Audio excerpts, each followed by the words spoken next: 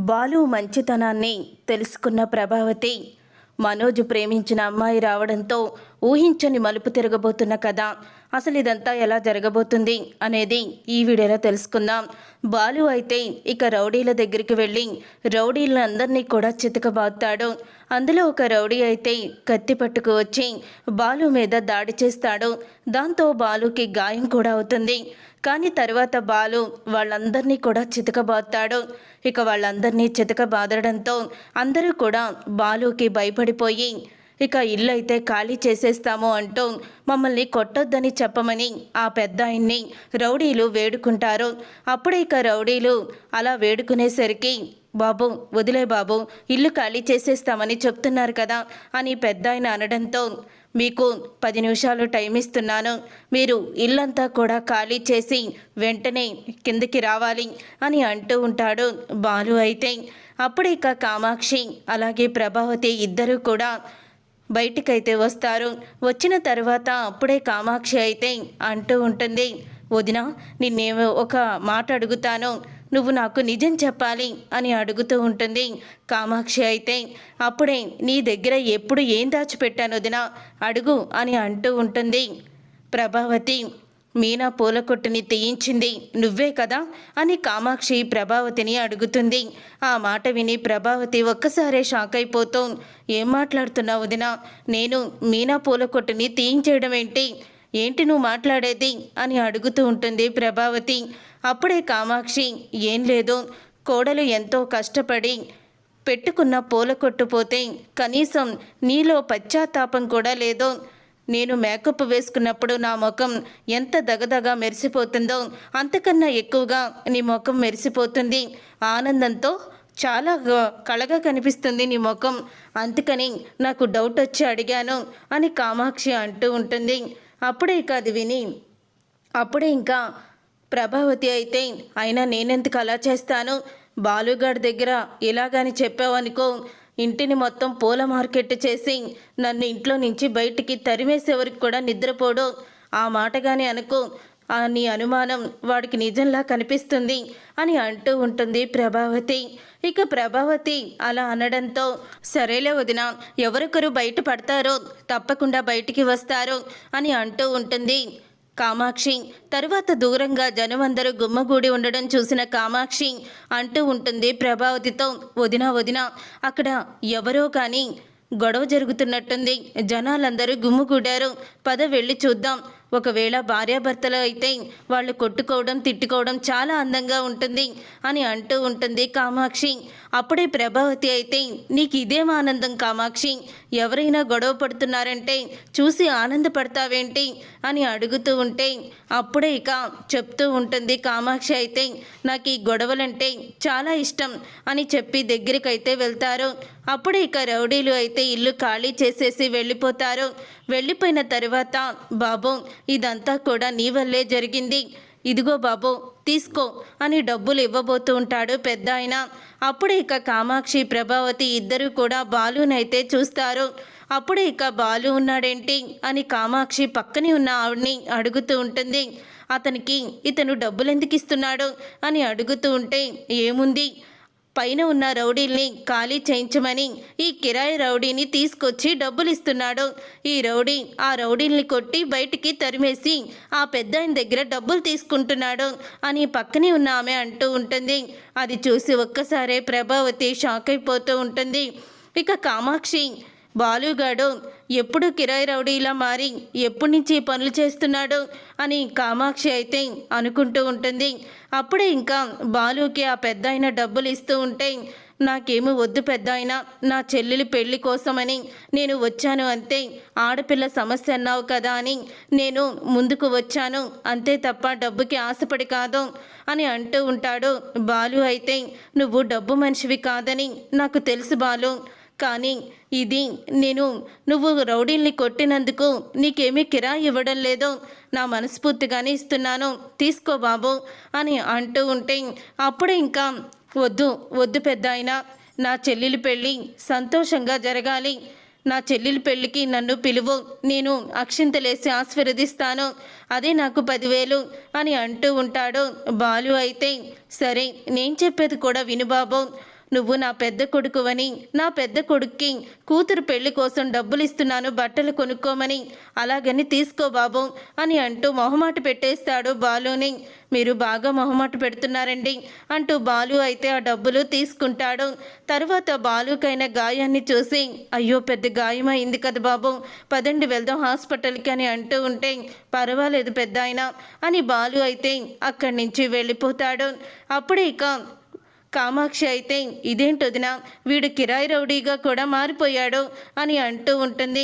ప్రభావతి కోపంగా ఇంకా కామాక్షికి కూడా చెప్పకుండా వెనక్కి తిరిగి వచ్చేస్తూ ఉంటుంది. ఇంతలో బాలు అయితే మీనాకి కొన్న స్కూటీని తీసుకొని ఇంటికైతే వస్తాడు. ఇంటికి వచ్చి అప్పుడే లోపలికి ఫోన్ అయితే చేస్తాడు. ముందు మనోజ్కి చేస్తాడు. రేయ్, గుడి దగ్గర అడుక్కునేవాడా, పార్లలు అమ్మేసిన ఆ పార్లలు అమ్మని బయటికి తీసుకురా, లేచిపోయినోడా డబ్బుడమ్మని బయటికి తీసుకురా, బాబు సత్యం కారు మీ ఆవిడ్ని తీసుకొని బయటికి రండి అని వరుసగా ఇంట్లో వాళ్ళందరికీ కూడా ఫోన్లు చేస్తూ ఉంటాడు బాలు అయితే. అప్పుడు ఇక బాలు అలా ఫోన్లు చేసిన తర్వాత ఇక అందరూ కూడా బయటికైతే వస్తారు. ఇక స్కూటీ చూసి అందరూ కూడా ఆశ్చర్యపోతూ ఉంటారు. ఏంట్రా ఇదంతా అని సత్యం అడుగుతూ ఉంటే, నేను మీనాకి స్కూటీ కొన్నాను నాన్న, తన పూల కొట్టుని చూడలేక ఎవరో కొంతమంది కళ్ళల్లో నిప్పులు పోసుకొని చేశారు కదా, అందుకని ఇదంతా చేస్తున్నాను అని అంటూ ఉంటాడు. బాలు అయితే, ఏంటండి ఇది, ఇప్పుడు ఇవన్నీ అవసరమా అని మీనా అంటూ ఉంటుంది. దీనికి చాలా డబ్బులు అవుతాయి కదండి అని అనగానే, డబ్బుల గురించి నీకెందుకు, నేనున్నాను కదా, నేను చూసుకుంటాను, చూసావా ఇదిగో పూల కొట్టు మీనా, పూలగంప పూల బండి, నువ్వు ఎవరికైతే పూల ఆర్డర్లు ఇవ్వాలనుకున్నావో వాళ్ళందరికీ కూడా స్కూటీ మీద వెళ్ళి ఆర్డర్లు ఇవ్వచ్చు. నా భార్య ఇంట్లో చాకరీ చేస్తూ అందరికీ కూడా పని మనిషిలా కనిపించకూడదు. నేను మీనా బాధని చూడలేకపోయాను నాన్న, తను ఎంత బాధపడుతుందో నాకు బాగా తెలుసు. అయినా మీనాకి పని అలవాటే, వాళ్ళమ్మ పూలు కడితే మీనానే సైకిల్ మీద అందరికీ కూడా ఇచ్చొచ్చేది అని అంటూ ఉంటాడు బాలు అయితే. అప్పుడే ఆ మాట విని, మీనా కోసం నువ్వు ఆలోచించి బండి కొన్నావంటే చాలా గ్రేట్ రా అని అంటూ ఉంటాడు సత్యం. ఇంతలో ఇక శృతి కూడా అలాగే అంటుంది. బండి పోయి మొబైల్ బండి వచ్చింది, నిజంగా నువ్వు చాలా లక్కీ అని అంటూ శృతి కూడా పొగుడుతూ ఉంటుంది. రేయ్, నీకు ఈ బండి కొనడానికి డబ్బులు ఎక్కడి నుంచి వచ్చాయిరా అని అంటూ ఉంటాడు మనోజ్ అయితే. నీకులాగా నేనేమి గుడి దగ్గర అడుక్కోలేదురా, కష్టపడితేనే వచ్చాయి అని అంటూ ఉంటాడు బాలు అయితే. అప్పుడే ఇక షర్టు మీద షర్టు బాలు వేసినప్పటి నుంచి కూడా మీనా షర్టు వంకే చూస్తూ ఉంటుంది. ఇలా షర్టు మీద షర్టు వేశారేంటి అని అడుగుతూ ఉంటే, బాగుందా, నేను ఎలా ఉంటానో ఈ షర్టు మీద షర్ట్లో హీరోలో ఉన్నానా అని బాలు అంటూ ఉంటే, ఏం బాలేదండి తీయండి అని అనగానే బాలు ఒక్కసారి అమ్మా అని అంటాడు. అప్పుడే ఏమైందండి అని షర్టు తీసి చూడంగానే మీనా పెద్ద గాయమయ్యి ఉంటుంది. అందరూ కూడా షాక్ అయిపోతూ ఉంటారు.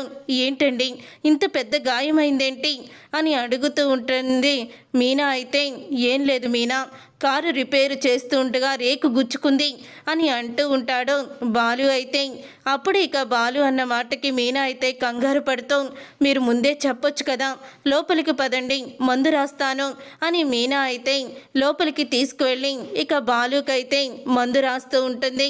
అలా బాలుకి మందు రాస్తూ ఉండగానే మనోజ్ అయితే అంటూ ఉంటాడు, ఇదేదో రేకు గుచ్చుకునే దెబ్బలాగా కనిపించడం లేదు, నువ్వేదో దాచిపెడుతున్నావురా, అసలు ఏమైందో చెప్పు అని అడుగుతూ ఉంటాడు మనోజ్ అయితే.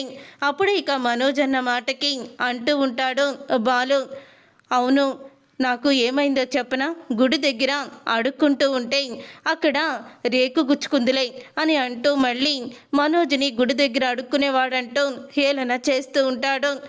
అప్పుడు ఇక సత్యమైతే, రే నీ మాటలు నాకు కూడా నమ్మకం కుదరడం లేదు, నిజం చెప్పరా ఏం జరిగింది అని అడుగుతూ ఉంటాడు సత్యం కూడా.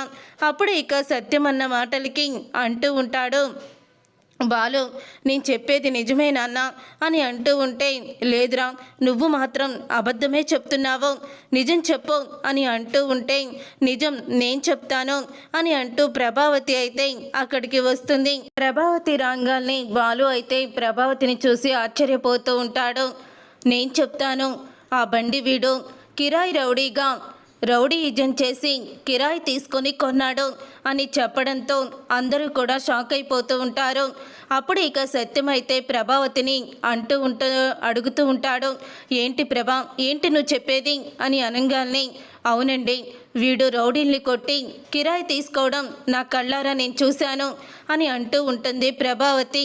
లేదత్తయ్య, మీరు పొరపాటు పడుతున్నారు. ఆయన అలా చేయరు, ఆయన అలా చేసే మనిషి కాదు.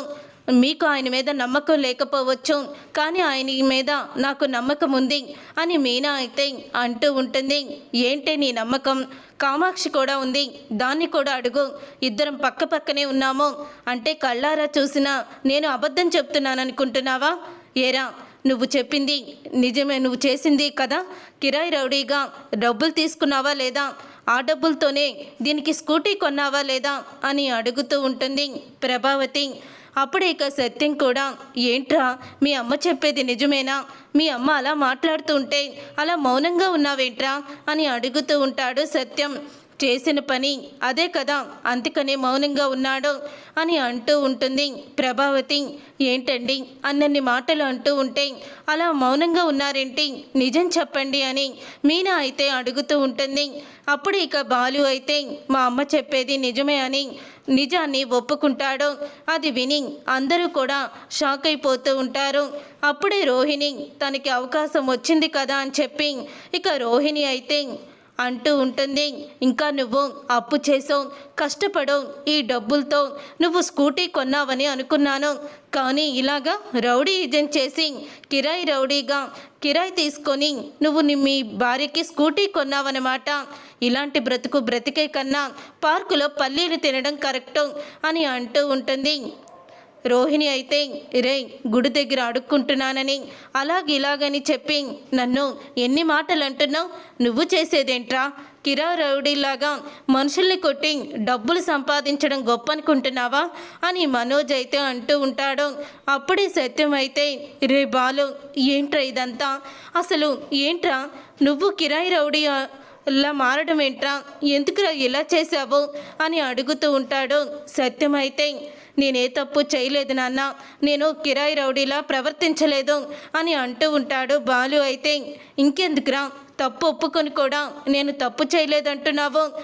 నీ వల్ల నాకు ఎప్పుడూ కూడా సంతోషం లేదు. నీలాంటి కొడుకుని కన్నందుకు నేను సిగ్గుపడుతున్నాను. ఒకప్పుడు నువ్వు జైలుకి వెళ్ళొచ్చావు, నిన్ను ఇంట్లోకి క్షమించి రానిచ్చానందుకు ఈరోజు మళ్ళీ నా పరువు తీయాలని చూస్తున్నావా? ఈరోజు 10 మంది రౌడీల్ని కొట్టావు, వాళ్ళు ఒక 40 మందిని మళ్ళీ వేసుకొని రౌడీలు ఇంటి మీదకి వచ్చి మా అందరినీ కూడా చంపేస్తారు. అప్పుడేం చేస్తావురా నువ్వు? లేదు, నీలాంటి కిరాయి రౌడీ నా ఇంట్లో ఉండడానికి వీల్లేదు, వెళ్ళిపో, వెంటనే ఇక్కడి నుంచి నువ్వు వెళ్ళిపో అని అంటూ ప్రభావతి అయితే అంటూ ఉంటుంది బాలుని. అప్పుడే ఇక మీనా అయితే, మావయ్య అని అనగానే, ఏంటమ్మా వీడు ఎందుకు ఇలా చేశాడు? ఇప్పటి వరకు కూడా వీడి మీద ఎంతో నమ్మకాన్ని నేను పెట్టుకున్నాను. బాలు ఎప్పుడు తప్పు చేయడు, ఎప్పుడు వాడు కష్టాన్ని నమ్ముకుంటాడు అని, కానీ బాలు ఇలా చేస్తాడని అసలు అనుకోలేదు అని సత్యం అయితే అంటూ ఉంటాడు. అన్నయ్య, అసలు ఏం జరిగిందన్నయ్య అని రవి అంటూ ఉంటే, ఏంట్రా ఏం జరిగేది? నేను చెప్తున్నాను కదా, నా కళ్ళారా నేను చూశానని. ఏం జరిగిందో మళ్ళీ ఏం జరిగిందంటావేంటి అని అంటూ ఉంటుంది ప్రభావతి. అప్పుడే ఇక ఈ రౌడీని నేను ఇంట్లో ఉండనివ్వను. అది కూడా ఆ గాయం కూడా ఏ రేకు గుచ్చుకొనో గాయమైంది కాదో, ఆ కత్తి గుచ్చుకొని గాయమైంది. ఆ కొట్లాటలో ఆ రౌడీగాడు కత్తితో బాలుని పొడిచాడు అని అంటూ ఉంటుంది ప్రభావతి. ఏంటండి ఇదంతా? ఎందుకు మీరు ఇలా ప్రాణాల మీదకి తెచ్చుకుంటున్నారు అని మీనా అయితే అంటూ ఉంటుంది. రౌడీయిజం తప్పని చెప్పకుండా ప్రాణాల మీదకి తెచ్చుకుంటున్నావు అని చెప్తున్నావేంటి నువ్వు అని ప్రభావతి మీనాని కూడా తిడుతూ ఉంటుంది. ఇంతలో ఇక బాలుకి డబ్బులు ఇచ్చిన పెద్ద ఆయన అయితే అక్కడికి వస్తాడు. అక్కడికి వచ్చిన తరువాత అప్పుడే, ఏంటి బాబు మీరు ఇక్కడున్నారా? మీకోసం గ్యారేజీకి వెళ్ళొచ్చాను అని ఆ పెద్ద ఆయన అంటూ ఉంటాడు. ఎందుకు పెద్ద ఆయన అని బాలు అడుగుతూ ఉంటే, ఏం లేదు బాబు, మొదటి శుభలేఖ దేవుడికి ఇవ్వమని చెప్పి పంతులు గారు చెప్పారు, కానీ నాకు మాటికి నువ్వే దేవుడివి, నిజంగా నువ్వు దేవుడు లాంటి వాడివి, నువ్వే లేకపోతే ఈరోజు నా కూతురు పెళ్ళి జరిగేది కాదు. మా కుటుంబం మొత్తం కూడా ఆత్మహత్య చేసుకునేవాళ్ళం. కానీ దేవుళ్ళ వచ్చి మా కుటుంబాన్ని కాపాడావు. నిన్ను కన్న తల్లిదండ్రులు ఎంత అదృష్టవంతులు అయ్యా అని అంటూ ఇక పెద్ద ఆయన అయితే పొగుడుతూ ఉంటాడు. అది చూసి ప్రభావతి, సత్యం అందరూ కూడా షాక్ అయిపోతూ ఉంటారు. అప్పుడు ఇక ప్రభావతి, సత్యం షాక్ అయిపోతూ అంటూ ఉంటారు. సత్యం అయితే ఏం జరిగింది పెద్దాయన అని అడుగుతూ ఉంటాడు. సత్యం, ఏంటి బాబు మీ అమ్మ వాళ్ళకి చెప్పలేదా అని అడుగుతూ ఉంటే, నేను కళ్ళారా చూశాను. ఈ రౌడీకి డబ్బులు ఇచ్చి మిగతా రౌడీల్ని నువ్వు తరిమి కొట్టించుకున్నావు కదా అని ప్రభావతి అంటూ ఉంటే, లేదమ్మా, నేను కిరాయి రౌడీలాగా ఇతనికి డబ్బులు ఇవ్వలేదు. నా కూతురు పెళ్ళి కొంతమంది రౌడీలు నా ఇంటిని కబ్జా చేశారు. మాకు వేరే దిక్కు లేక బాలుని సహాయం అడిగాను. కూతురు పెళ్లి కోసం బాబు అని బ్రతిమలాడితే అప్పుడు బాలు వచ్చి రౌడీలను చితకబాది పంపించేశాడు. తర్వాత డబ్బులు ఇస్తూ ఉంటే నా చెల్లిలో అనుకొని నేను చేశాను. ఒక ఆడపిల్ల జీవితం నాశనం కాకూడదని చేశాను. నాకు డబ్బులు వద్దని చెప్పాడు. కానీ నేనే బలవంతంగా నా కొడుక్కి నా కూతురు పెళ్ళికి బట్టలు పెడుతున్నానంటూ ఆ 10,000 బాలు చేతిలో పెట్టాను తప్ప తను డబ్బుల కోసం మాత్రం రౌడీయిజం, కిరాయిజం చెయ్యలేదు అని పెద్ద ఆయన అంటూ ఉంటాడు. చూడండి అమ్మా, ఇంత మంచి కొడుకుని కన్నారు. మీరు చాలా గొప్పవాళ్ళు. ఇలాంటి వాళ్ళే మంచి స్థాయికి మిమ్మల్ని తీసుకువెళ్తారు. చదువుకుంటే ఏముందమ్మా, కొంతమంది డిగ్రీల మీద డిగ్రీలు చదివినా తల్లిదండ్రులకి ఉపయోగం ఉండరు. కానీ ఇలాంటి కొడుకు తల్లిదండ్రులకి ప్రతి ఇంటికి ఉండాలి. ఇదిగో బాబు, మీ కుటుంబం మొత్తం కూడా నా కూతురు పెళ్ళికి రావాలి అని శుభలేఖ ఇచ్చి ఆ పెద్ద ఆయన వెళ్ళిపోతాడు. అప్పుడు ఇక మీనా అయితే, విన్నారు కదా, సగం వరకే చూసి ఆ సగమే నిజం అనుకొని వచ్చి ఆయన్ని అపార్థం చేసుకోవడం మీకు ఎప్పటి నుంచో అలవాటైపోయిందిలే అత్తయ్య అని అంటూ ఉంటుంది మీనా. పూర్తిగా ఆయన మనసుని ఎప్పుడు అర్థం చేసుకున్నారో. తల్లికి కొడుకు మనసు తెలుస్తుందంటారు, కానీ ఎప్పుడు మీరు అర్థం చేసుకున్నారులే అని ప్రభావతితో ఇక మీనా అయితే మాట్లాడుతూ ఉంటుంది.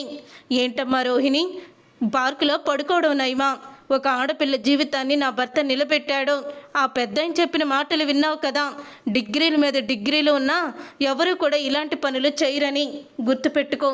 నా భర్తని ఇంకోసారి హేళన చేసి మాట్లాడావనుకో, ముందు వెనుక ఆలోచించకుండా మాట్లాడితే మాత్రం ఊరుకును అంటూ మీనా కూడా చెప్తుంది. అప్పుడే ఇక ప్రభావతి అయితే ఏమీ అనలేకపోతుంది. తర్వాత ఇక మీనా చేత బండికి మంచి చేయితే చేయిస్తూ ఉంటాడు బాలు. అప్పుడు ఇక మీనా ఇంటింటికి వెళ్ళి పూలైతే అమ్ముతుంది. నేను అందరికీ కూడా నెంబరు షేర్ చేస్తాను. మీనాకి బండి మీద వచ్చే డబ్బుల కన్నా ఇప్పుడు ఎక్కువ డబ్బులు వస్తాయి. వాళ్ళెవరో బండి తీయించి మంచి పని చేశారు అని బాలు అయితే అంటూ ఉంటాడు. అప్పుడు ఇక ప్రభావతి షాక్ అయిపోతూ ఉంటుంది. ప్రభావతి చేతుల మీదుగానే ఇక తనకి స్కూటీకి మంచి చేయిస్తాడు బాలు. ఇక బాలు మీనా స్కూటీ మీద దర్జాగా ఇక వెళ్ళిపోతూ ఉంటారు. అప్పుడు ఇక మనోజ్ అయితే రోహిణితో, నాకు కూడా ఇలా హెల్ప్ చేసేవాళ్ళు ఉంటే చాలా బాగుండేది అని అనుకుంటూ ఉంటాడు మనోజ్ అయితే. ఇక మనోజు అలా అన్న తర్వాత రోహిణి అయితే, మీ నాన్న ఇచ్చిన పెన్షన్ డబ్బులు కొట్టేసిన ఆ కల్పన ఎక్కడుందో కనిపెడితే మనం ఆ డబ్బుని మళ్ళీ తీసుకోవచ్చు, బిజినెస్ పెట్టచ్చు అని అంటూ ఉంటుంది రోహిణి. తను కెనడా వెళ్ళిపోయింది, ఆల్రెడీ నేను ఏజెన్సీలో కంప్లైంట్ ఇచ్చాను అని అంటూ ఉంటే, తను ఎక్కడుందో కనిపెడదాము అని రోహిణి అనేసరికి ఇక కల్పన ఇండియా వచ్చినట్టయితే చూపిస్తారు. చూసారుగా ఫ్రెండ్స్, మరి కల్పన కొట్టేసిన డబ్బులను మనోజ్కి తిరిగి ఇస్తుందా? అసలు ఏం జరగబోతుంది అనేది రాబోయే కథలో తెలుసుకుందాం. ఈ వీడియో మీకు నచ్చితే తప్పకుండా లైక్ చేసి ఛానల్ని సబ్స్క్రైబ్ చేసుకొని పక్కనే ఉన్న గంట సింబల్పై ఆల్ అని క్లిక్ చేయండి.